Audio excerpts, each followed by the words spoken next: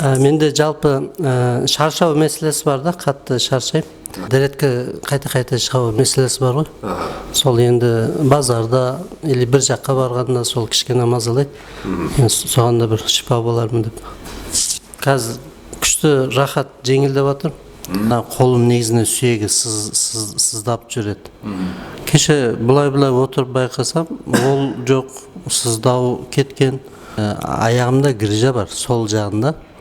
Сол ана машина айдаған кезде механика ғой, педалға басқан кезде бір түрлі болады, ауырмай ауырмаймы, солар азайған секілді.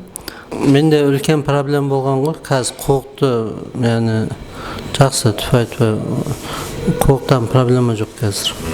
Баяда қолап қалатын едім, ауыр жұмыс істесем, қазір кішкене бұлай тағы да жақсы секілдімін. Буын ауыратын еді. Сол бұлай қарасам кетіп қалыпты. Кішкене баяда бұлай жай қозғалам, жай сол кішкене жылдам секілді болып отыр.